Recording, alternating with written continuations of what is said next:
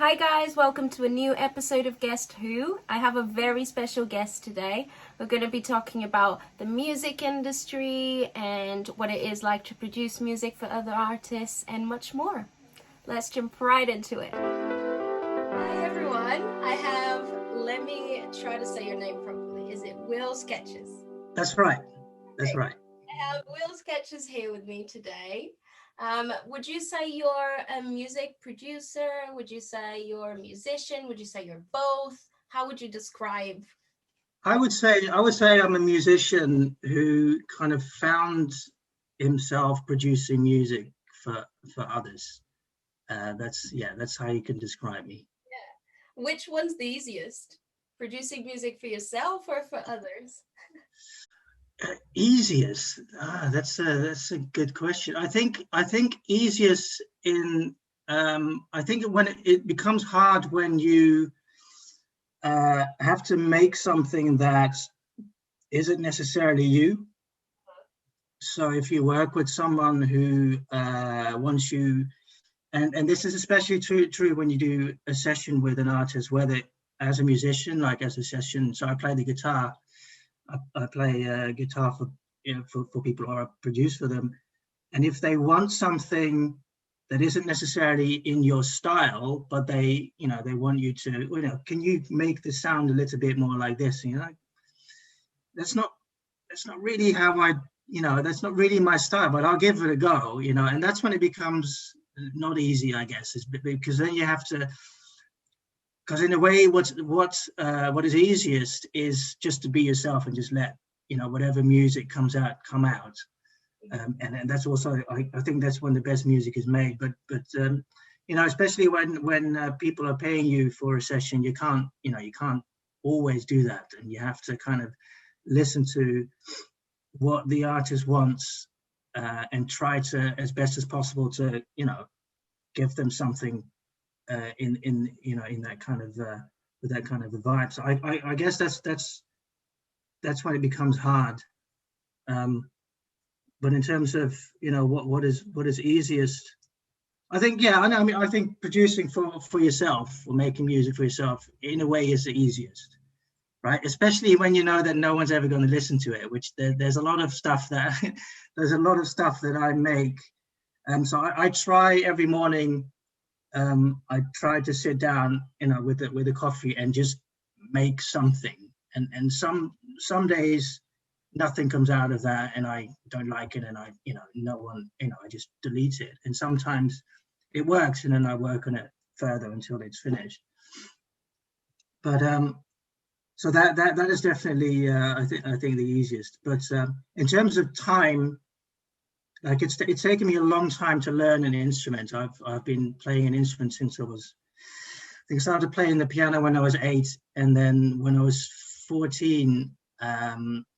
I'm quite old, actually. I was a teenager in the 90s, and so I started off playing jazz piano. Right? So I played jazz piano, and my brother had guitar lessons, and he had this tiny little like kid's acoustic guitar that he played on. And then one day, I was a teenager, and this was in the 90s, and then one day I got given this album, called In Utero by Nirvana, and I put it on, and I was like, oh wow, I don't like jazz anymore. I like this. What is this guitar music? This grunge stuff. And then I remember going into my brother's room, and then taking his guitar, because at that point he wasn't really, what happens with kids. You have lessons for a while, and then you kind of get bored of it. So I took his guitar, and that was it.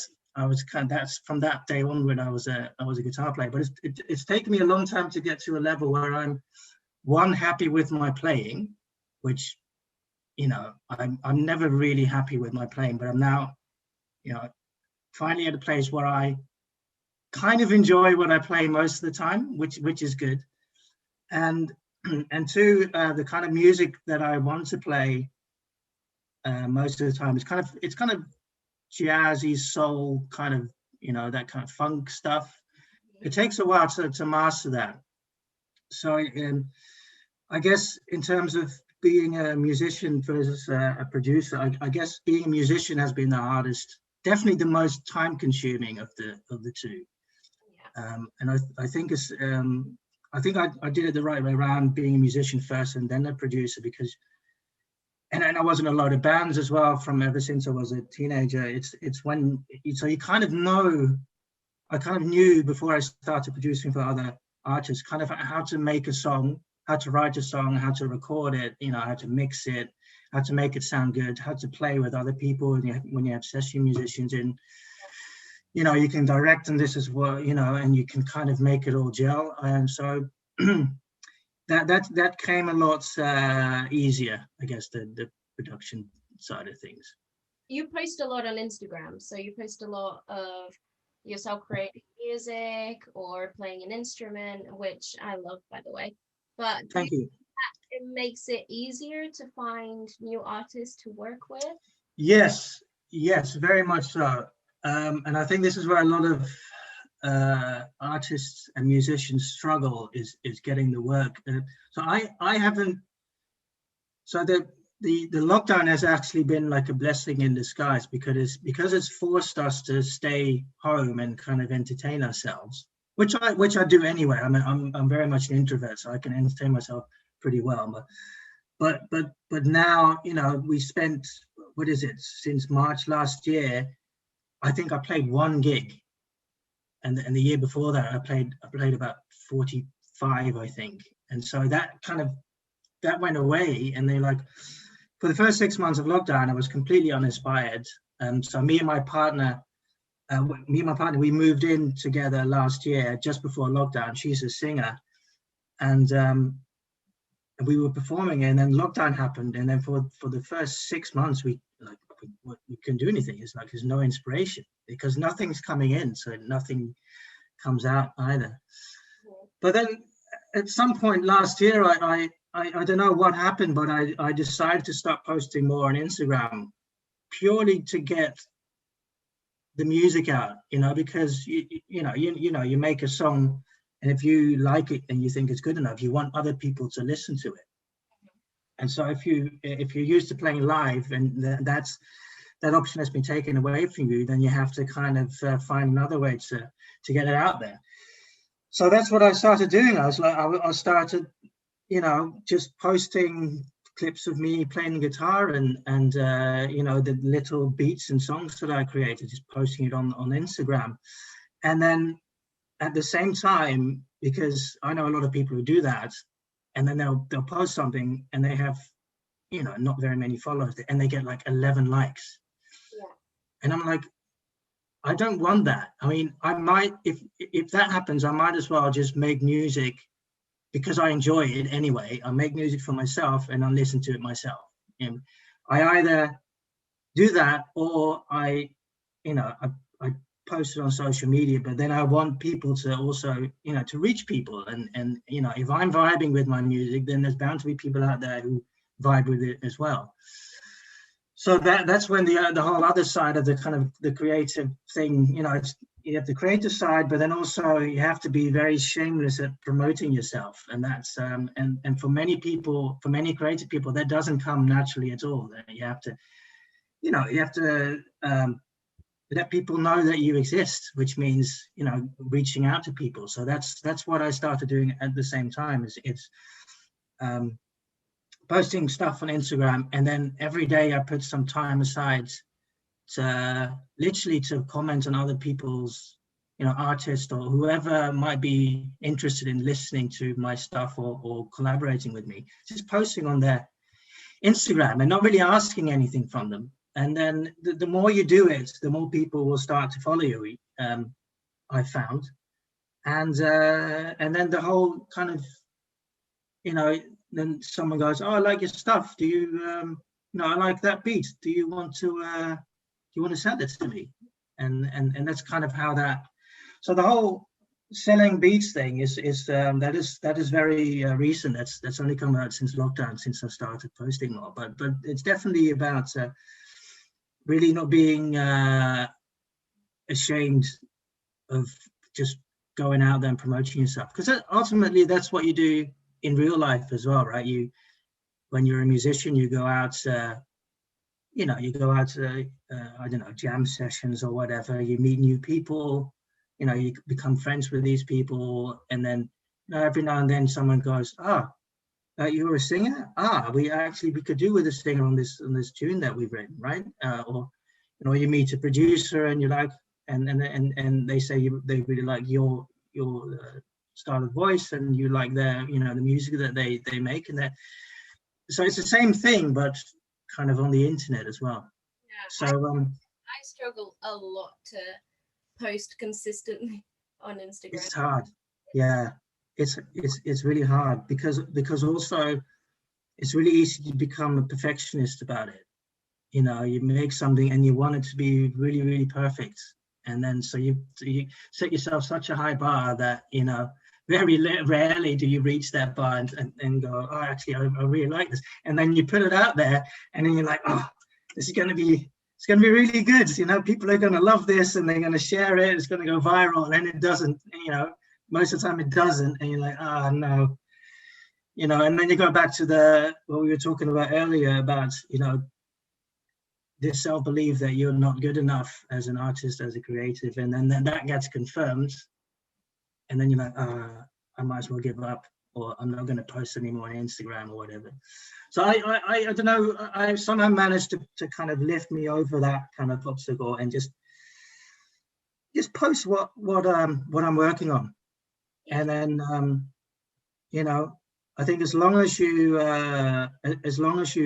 do it for the right reasons. So I do it because I just enjoy making music, and it doesn't take me long. You know, making a beat takes me, you know, a few hours, but then making a little video might take me half an hour. So it's not that much more of an effort. Um, It's but not. yeah, having said that, at the moment I'm quite struggling with recording new videos because, yeah, you know, I'm going through a period where I'm like, oh god, I have to make more videos now. Yeah. I had at the start of the year I had like 4 or 5 videos. Like I would post something and then I would have like 2 months worth of videos kind of in the queue, and I've kind of exhausted that queue now, so I have to start making more. Yeah. Yeah, but yeah, Starts to feel more like an obligation. Not really, but you know what I mean. It's like now I have to be consistent. Now it's working. I'm getting more comments. More people are interacting with me. People are actually enjoying what I'm putting out. So I need to keep going, and I need to keep going. And then at one point, of course, you're going to exhaust it, you know. And then you yeah, have to take time to figure yourself out and what you're doing and what you want to do, and then put stuff out as well. Because you don't want to just put stuff out. You want to put music out and videos out that you're proud of. yeah, definitely, If you're yeah, proud of it, it will show on your work, and then other people will react to it. yeah. But if it's just anything, then people won't feel it as much as. Yeah, yeah, no, you're very right. There's a balance between posting for the sake of posting because you feel like you have to, you know, hit like 2, 3 videos a week or whatever, and making something that you enjoy and putting it out there. There's definitely a balance between those things.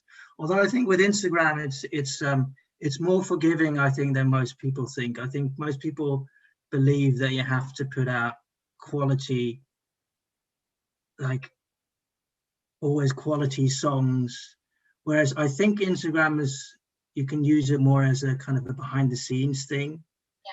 So you know, not just promoting your music, but kind of showing the people that follow you, kind of giving them a glimpse into your life as a, you know, as a musician, as an artist. And so when you look at it that way, you go, well, what did I do today? You know, what did I make some music or whatever? You know, and if you did, then could probably make some sort of a video with it, you Yeah. know. So yeah, there's definitely a balance to be had I between those That's two why things. I created this Guest Who show as well.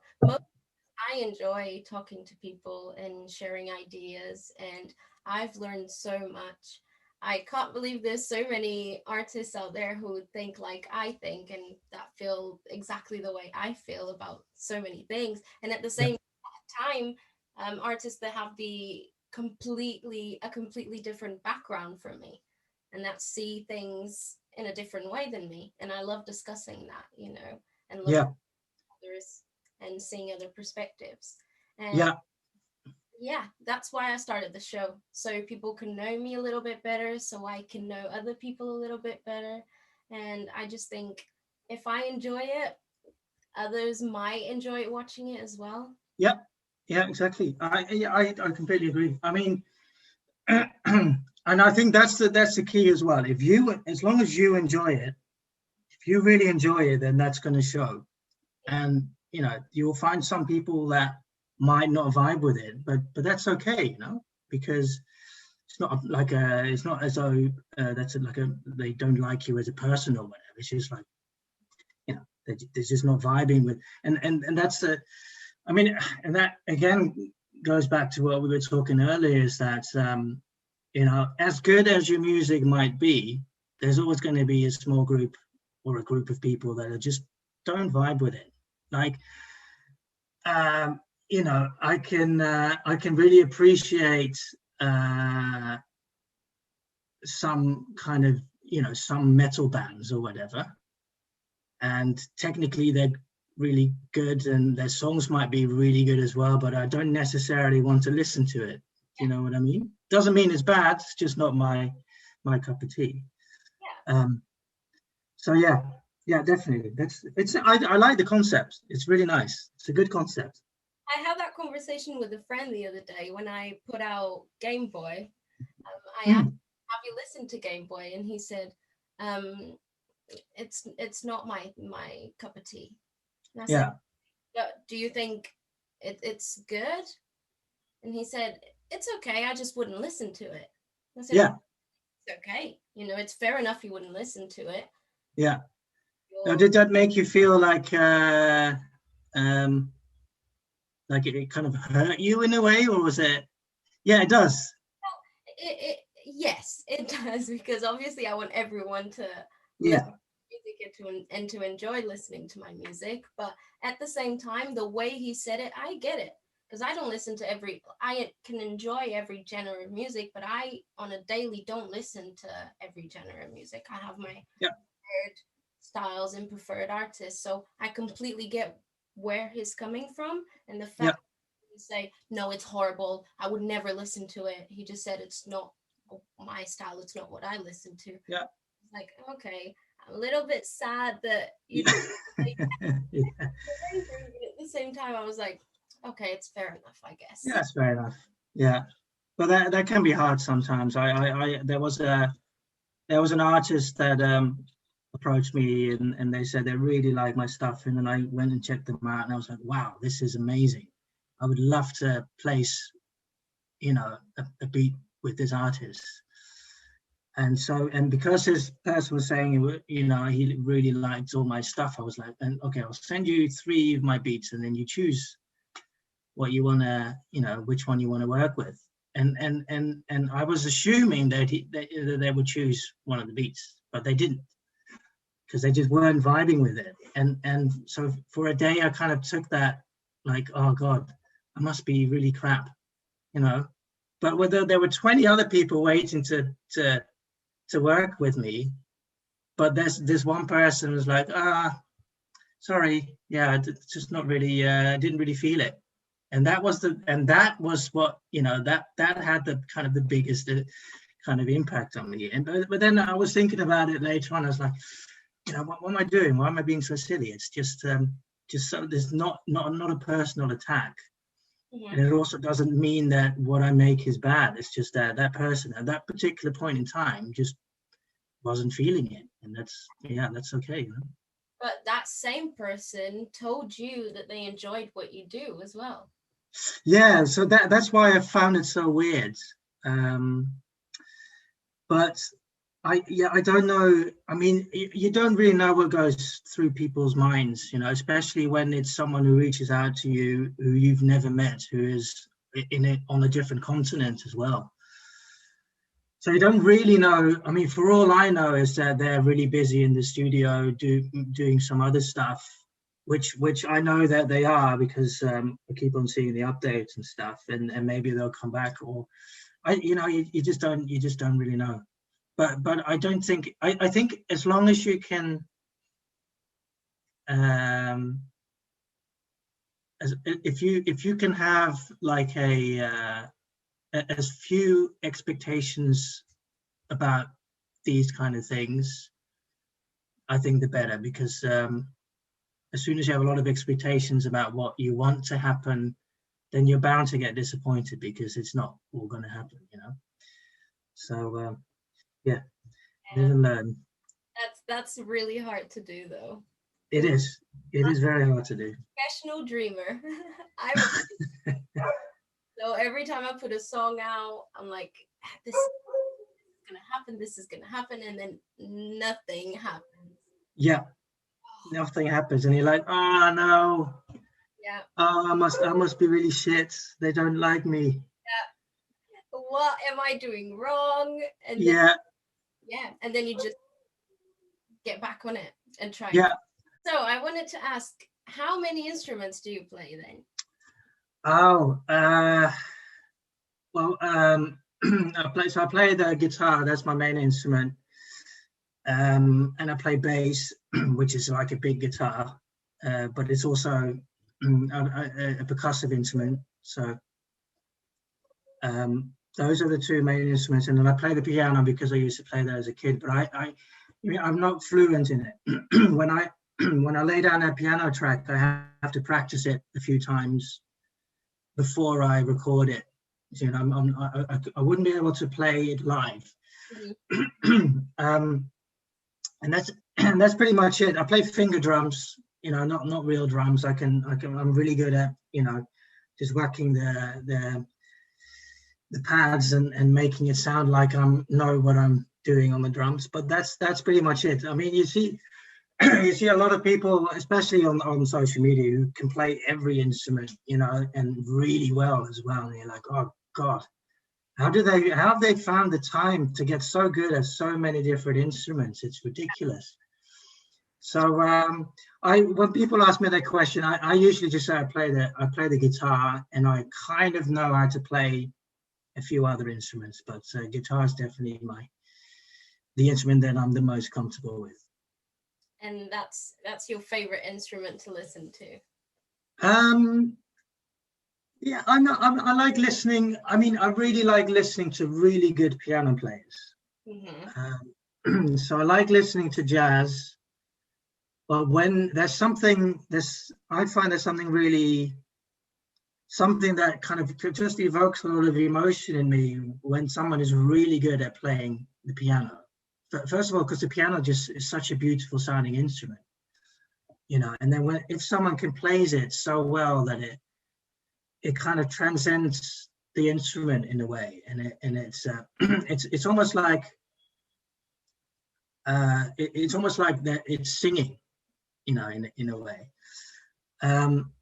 So I really like good, listening to good piano players. I like listening to other guitar players as well, though most of the time they're either, and this is the thing with guitar players. I think it's because it's quite a hard instrument to master. It's got 6 strings, and then you have one note you can play in like 6 different positions. So you kind of have to have a certain type of thinking.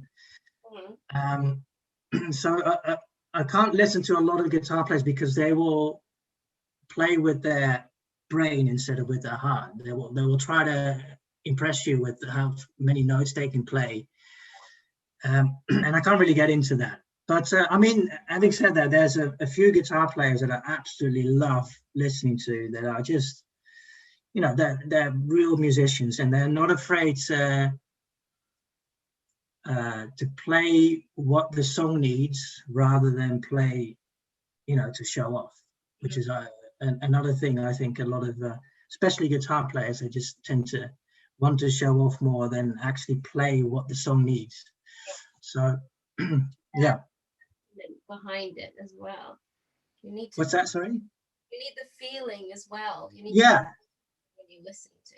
Yeah, exactly. You need that feeling, and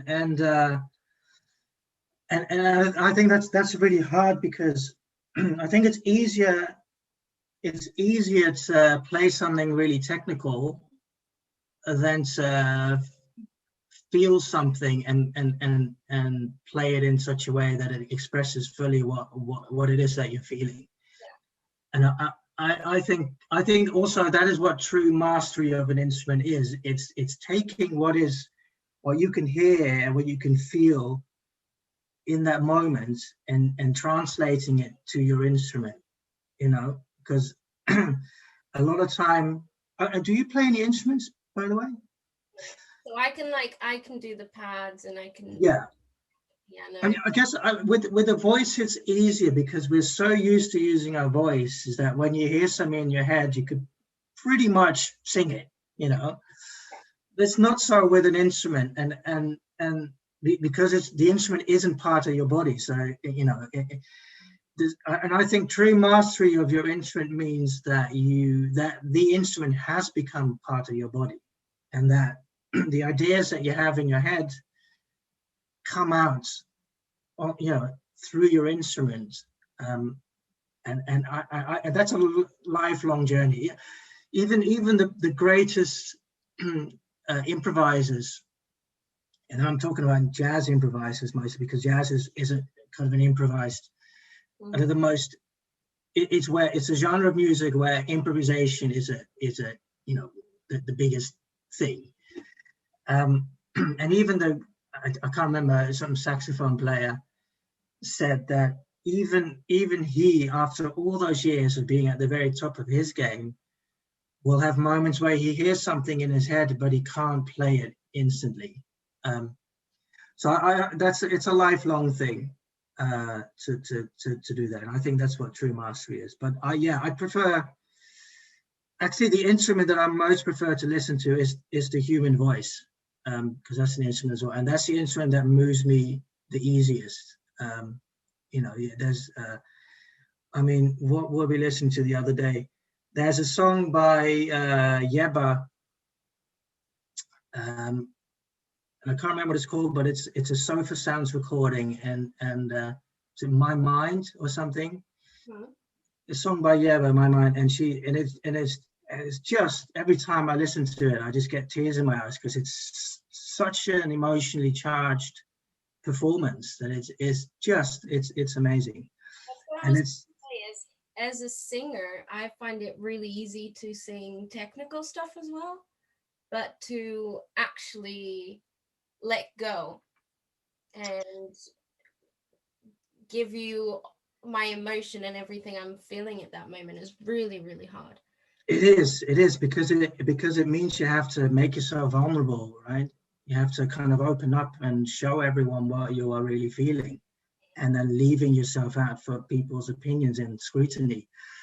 So that's really hard. Easier to sing, and then if anyone says anything, you can just be like, "Oh, okay, I'll just be better. I'll just train more, and then I'll sing better next time."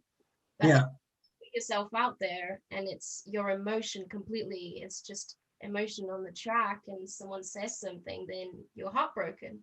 yeah. That was me. Yeah, exactly. Because I think the best music is made when you let yourself, just open yourself up and just let whatever you're feeling just come pouring out. But at the same time, it's also the scariest thing, because and then it's going back to, if people don't like it, then the first reaction you get is like, oh no, they don't like me. I'm really shit, or I'm not good enough. But and that's not true, because it's art, and there's no wrong or right in art. That's another lesson that took me a long time to learn. And I think there's a lot of people out there that don't really get that, is that there is no wrong or right in music. It's whatever you. Sure, there's rules. In Western music we have like time signatures, and we have keys, and most songs have the drum playing, a backbeat kind of thing. but it's all, it there is no wrong or right. You know, you can, as long as you express what you are really feeling, and if you express it in a way, you know, you can express it in any way. I think what is important is that as long as you connect with the listener, then that's the whole point, right? And I think that's another. I didn't go to music school, although when I was younger, I did think about doing that. But and I don't get me wrong, I think music school is great. You know, you give people an education, and you teach them things that will help them later on. And you know, when you go to a good music school, I think half of it is just making the connections to then kind of kickstart your journey when you graduate. But what I have a problem with is when people start then kind of imposing a structure on the whole thing, like this is how you do it, and this is not how you do it, and that completely stifles creativity. And what you get is like people that graduate from, and this is not everyone, you know, but what I see is that people tend to graduate and then they've gone through this 4-year program, having been kind of conditioned to think in a certain way, like all the other people that went through the program. You know, it's really easy to kind of lose yourself and kind of be pushed into this kind of a direction that is the right way to do it, but not necessarily going to make you any more original, or you know. It's when you listen to music or artists that push the boundaries, that I don't know, those are my favorites really. That's Yeah, music evolves, and when emotion comes out, because you're just being creative, you're just exactly. Yeah, you're feeling, yeah, and it's translating in your music. yeah. And I think and I think that's why a lot of people also have an issue with pop music, because I think for a lot of people they equate pop music with selling out in some degree, you know. And I to an extent I agree with that, although I do think that people underestimate how hard it is to make a good pop song, you know, that will reach the charts, and you know, and loads of people will listen to it and stream it. But yeah, I can see that people have an issue with that, but I don't really, you know, I can see both sides of the argument. But what I do enjoy listening to people that push the boundaries. And there's, I mean, the like I don't. Nick Cave is an artist that I was never really into him until my girlfriend introduced me to him, and when I started listening to his songs, I'm like, wow, Yeah. this guy is really, you know, he's really being himself first and foremost. He doesn't, you know, when you look at him and when he talks, he's like, he doesn't give a shit about what anyone thinks. Probably not entirely true. He probably has his own. He might be riddled with anxiety, but really well at hiding it, you know. But he makes music that you know, it's just really raw and unpolished. But what comes out is just, you know, it's just you know, it's fantastic. There's a song by him called the Higgs Boson Blues, which you can find on YouTube, and it's like a live recording of him, you know, and with the strangest lyrics as well about Hannah Montana and all kinds of, like, Hannah Montana is in the African savannah or something, and it makes no sense whatsoever. But when you listen to it, you're like, oh yeah, I'm really feeling this, you know, this is really good. So yeah, that's now one of my favorite artists. You know, when it comes to pure kind of unadulterated art, you know, just for the sake of it, of art, and also something that is really enjoyable to listen to, because that, you know, I found when someone's sometimes when people are so kind of express themselves in such a raw manner. It's not something that I would always appreciate listening to. But yeah, with him, it's really good. I think my only thing with pop music would be, why isn't everything pop music? You know, why isn't everything considered pop music? As in, why is pop the easiest to listen to for most people? Because it's so structured, because it's very similar sounding to, even though it isn't, and it's different songs, but it is. And that was, as a kid, I always asked this, why is this pop music and why isn't everything else pop music? Why can't everything be played on the radio? Why can't everything have the same volume as, you know, a pop song? That was my only issue with pop music. I do enjoy my occasional pop song, you know, but that was my only thing. Yeah, and also remember that what isn't considered pop music nowadays at one point in time used to be like in the 1940s, jazz used to be pop music. That's what was on the radio, and in the kind of the late 60s, early 70s, the whole kind of singer-songwriter folk kind of thing was pop music. And it's funny that you say, why can't it all be pop music?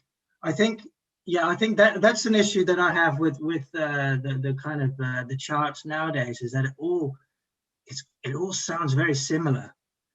And when you look back and look like this, like at the 70s, to me, there used to be a lot more variety out there that you could listen to on the radio. You could listen to Eagles, or you could listen to disco, or you could listen to like early hip hop, or you could listen to singer-songwriters, and it all had a platform on the radio. And I think that's disappeared. And that's quite sad. Yeah, it all sounds nowadays. It sounds very similar, which I guess, it is helps get the money in, because I think most people listen to music that is familiar enough, but has something, it is familiar, so they can listen to it, but has a like one element, whatever that element is, that is kind of new, so that's like, that's where the originality comes from. But yeah, there's a whole genre of kind of modern rap music that I also can't really get into, because it's like the music has been stripped bare from that, and there's like, the beats that they use is, there's like 5 different beats that you can use, and that's it. And then everything is a variation, like a small variation on one of those 5 beats. Yeah. And then harmonically, that doesn't. I mean, not hating on people that listen to that music. It's just not, it's not something that I can really get into. And I think good songwriting as well has kind of, in a way, disappeared. Although that,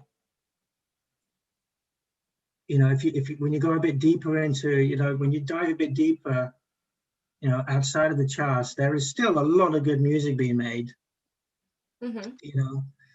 And yeah, I wish it all had a platform so that people, and there is, really, you think about it, you go on Spotify, whatever genre of music you're into, you can find a playlist that plays that,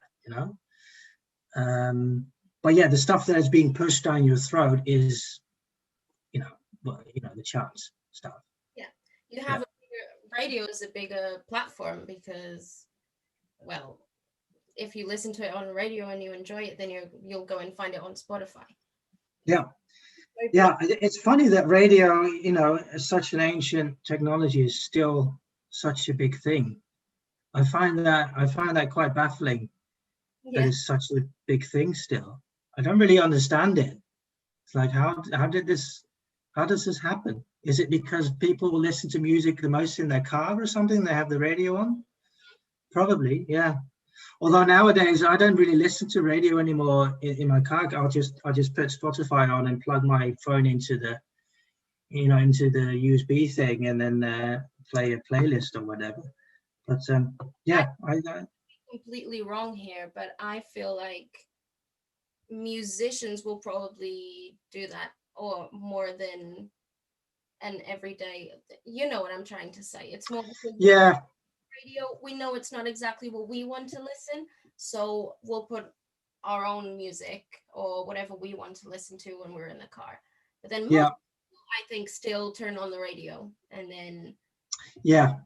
Just turn it on to have something going on. Yeah, yeah, I think so. And then you're bound to listen to BBC One or whatever, and listen to the same 10 songs that they play over and over again. I think what BBC introducing is doing is great because they're giving us a platform to put our music out there, which is great. But we need more of that, I think. Yeah, I think so. Yeah, definitely. That's I completely agree. There should be more of kind of introducing people to new music and music that might not necessarily sound like what's in the charts, but is really good. But yeah, I agree also that people will just tend to put the radio on and just listen to whatever they're being served by the host, which is fine. And then you get used to that, and then that becomes your Yeah. Oh yeah. No, that I think that's another thing is I think music. You kind of being conditioned to like certain types of music. If you listen to something long enough, you will start to enjoy it. And that's also why I think, when I hear like a 90s song on the radio, and it could even be something as silly as a Spice Girls or something, I go, I love this song. Oh God, I love it. But actually, when it came out, I hated it because it was a crap song. But because you associate it with an area in a period in your life, and you become nostalgic about it. And I think there's a lot to be said about kind of the music that you enjoy is the music that you were subjected to the most at some period in your life, and you learn to enjoy. It's the same when you buy. I mean, people don't really buy albums now anymore nowadays. But you buy an album from your favorite artist on the strength of one or two singles that you heard on the radio or on telly or whatever. And for me, there will always be songs that I don't really enjoy on that album, unless it's a really good album. But that doesn't happen very often. Mm-hmm. But the more you listen to it, the more you start liking it, until a couple of years down the line, like, that album by such and such. Oh, I love every single track on that. Yeah. And I think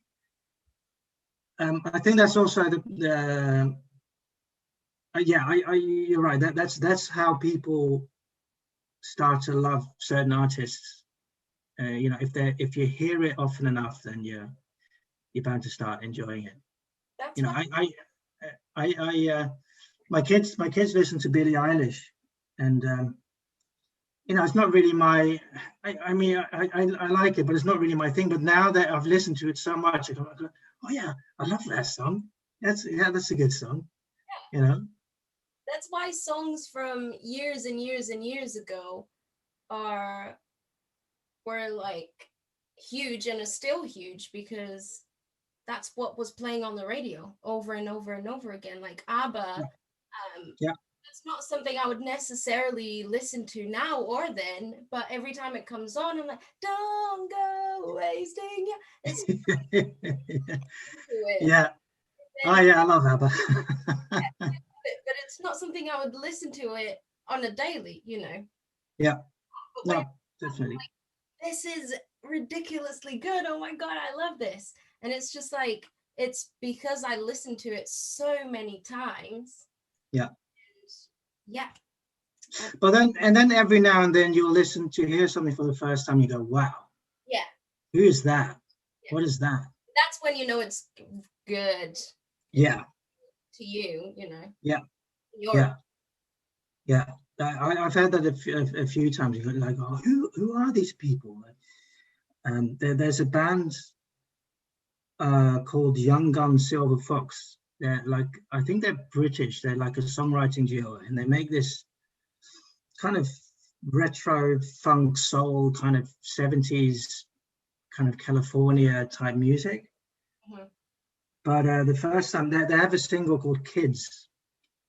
And the first time I heard it, it was one of those songs like, wow, what is this? This is amazing. I want to find out more about these people. And then you go dig deeper and you find all these, all these gems. And then you're like, oh, yes, I found an artist that I really enjoy. And I'm going to listen to every single song that they put out. Yeah, those are the best moments. I feel like we kind of lost for music to just be music, for it to all just be about music. It's a lot about the artist as well. It's like who that person is. Let me follow that on Instagram and what they're doing and what they're wearing and blah blah blah blah. Before this, it was music. All we cared about. We didn't care about who was singing it. It was all about the lyrics, music, how it sounded, how it made us feel. And I miss that. I miss it just being about the music. Yeah, I completely agree. I mean, you look at, again, people from the songwriters from the 70s and the 80s, like Simon and Garfunkel, Phil Collins, they're nothing to look at. But the music is fantastic, and you listen to them because of the music and the great songwriting. Yeah. And nowadays, it definitely feels like it's a lot more, especially the kind of the hip hop genre. It's so overly about, not so much about the music, but more about selling a lifestyle. Of being, of having a lot of money. And that kind of thing, and about your image and this kind of thing, and it's kind of detracting from the music. I think you're very right. It's a lot. It seems to be nowadays as much about branding as an artist as it is about just good songwriting and great songs. Yeah. And that's I think that's but I have high hopes that the next generation of musicians and artists will kind of bring that back. I think things come and go in waves, and we've had this long wave of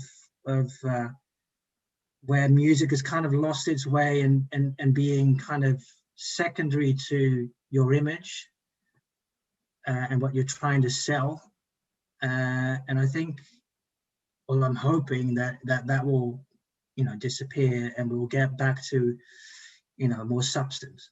That would be nice. You mentioned you have kids.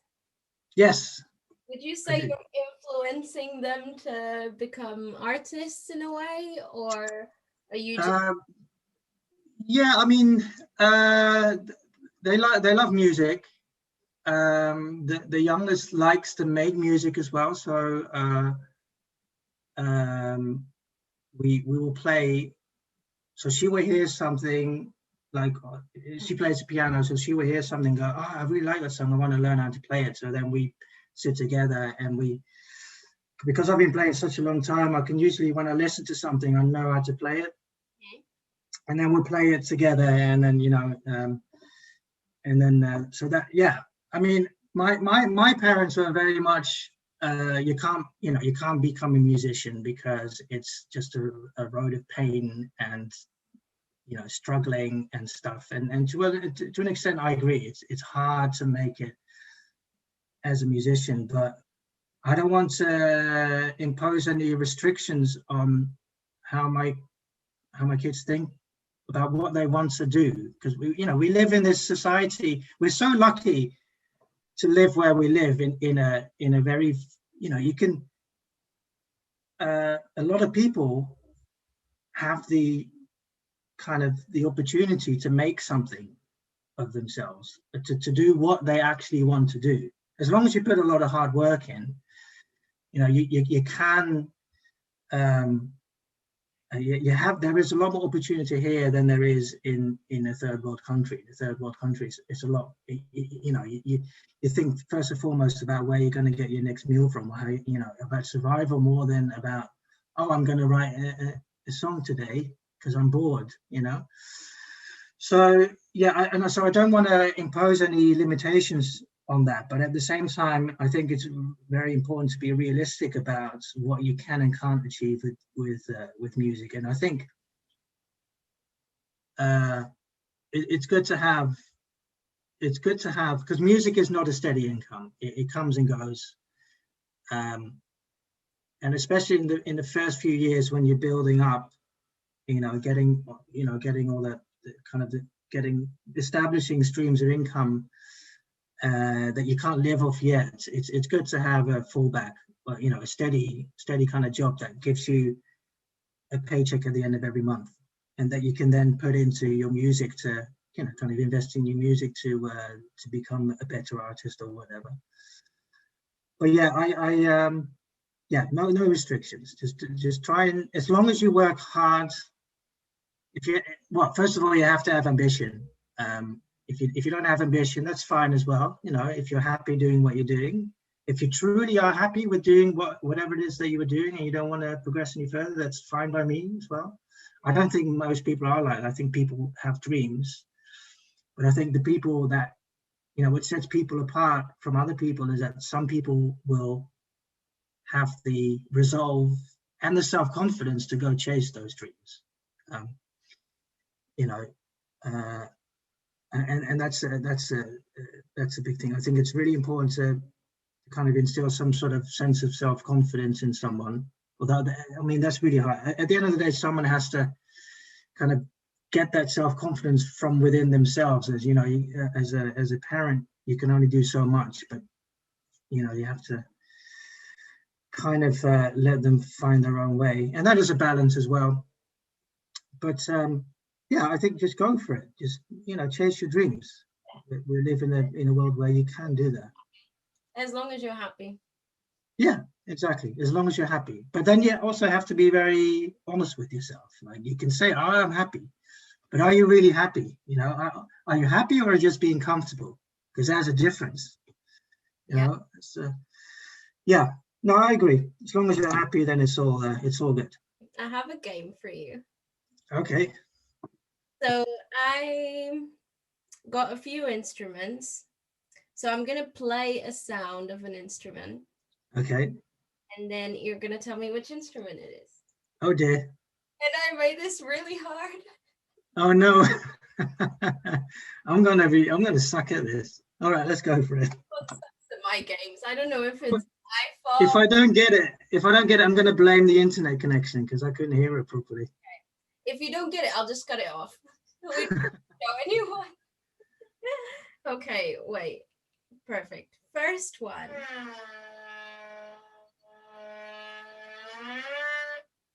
Okay. Oh my God. It sounds like some sort of a horn. Yeah. You're very close. Oh God, what could it be? Is it one of those? It's not one of those horns that they had at the football, the World Championships years ago. That's what it sounds like to me. But it doesn't slide down and up, so no, that can't be it. Is it trombone? Yes. Ah, great. Yes. You got it. Okay, next one.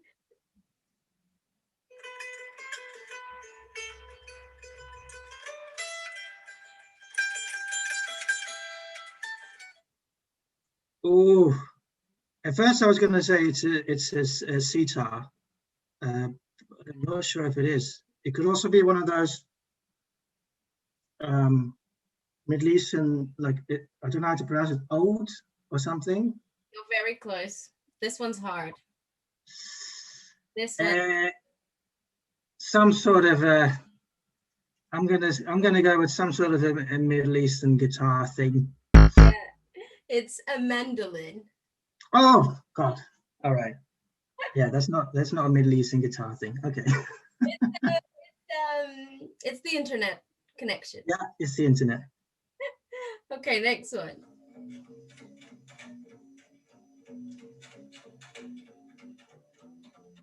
Yeah, that's a double bass. That has to be a double bass.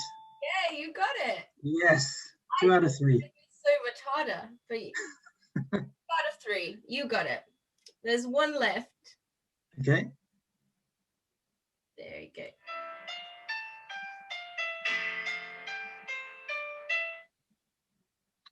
That sounds like a kind of a cheap Casio keyboard, like on the piano setting to me. Is it?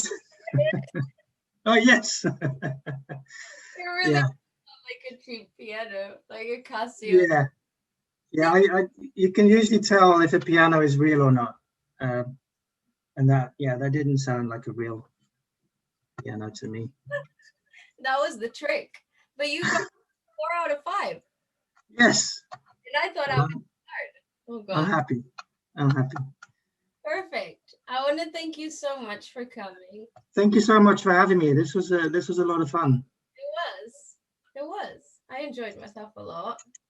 And I hope to have you here soon. Are you going to come out with anything soon? Any plans for any music? Yeah, there's actually there's an R&B song coming out very soon with an artist from the States. We're in the final stages of having it mixed, and I really like the song. It's actually kind of poppy sounding, funnily enough. But yeah, that's coming out in the next 1 or 2 months, hopefully. Okay, that's great. When that comes out, I'll have you here again, and then we can talk about the song. That'd be great. That'd be great. Thanks so much for having me. I really enjoyed this. Okay. Thank you. Okay, thank you. Have a nice weekend. Bye-bye. Thank you so much for watching, and I hope you enjoyed this episode as much as I did, and join me again next week. If you enjoyed this episode, please like, share, and subscribe, and I'll see you next Friday. Bye!